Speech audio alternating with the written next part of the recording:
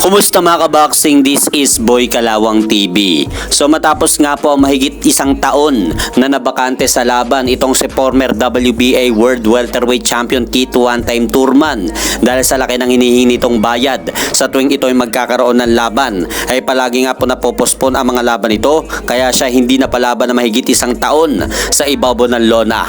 Pero po ngayon, ayon po dito sa inilabas na balita ng The Ring Magazine, muling magbabalik sa ibabaw ng ring itong si former WBA World Welterweight Champion Keith one-time Thurman sa buwan ng Marso 12 sa bansang Sydney, Australia upang harapin po nito ang Australianong boksingero na si Brock Jarvis na may kartadang 22 wins, 1 loss with 20 knockout. Kaya magandang laban nga po ito para kay Keith Thurman para sa mahigit isang taon nitong hindi napalaban sa ibabaw ng ring. Dahil kung matatandaan ninyo mga idol, ang huling laban pa ni Keith Thurman ay nung talunin nga po nito si Mario Barrios nung taong February 5, 2024 via unanimous decision.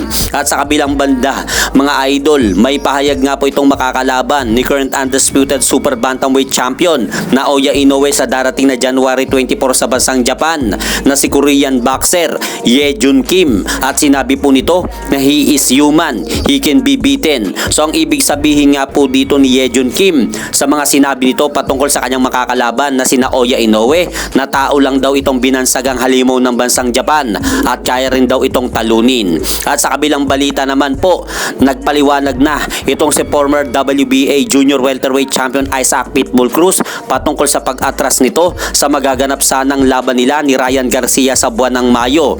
Ayon nga po dito kay Isaac Pitbull Cruz mga idol, gustong gusto po daw nitong makalaban si Ryan Garcia sa ibabaw ng lona pero may nakatakda daw siyang laban sa February 1 kontra kay Angel Piero kaya hindi po daw komportable siya na makipagnegosasyon sa magaganap na laban nila ni Ryan Garcia dahil malas po daw niya itong maituturing. At hanggang dito na lang po muna ang aking update sa mga aganapan sa mundo ng boxing. At syempre mga idol, huwag nyo rin po kalimutan pakisuportahan nyo naman po muna ng ating munting channel.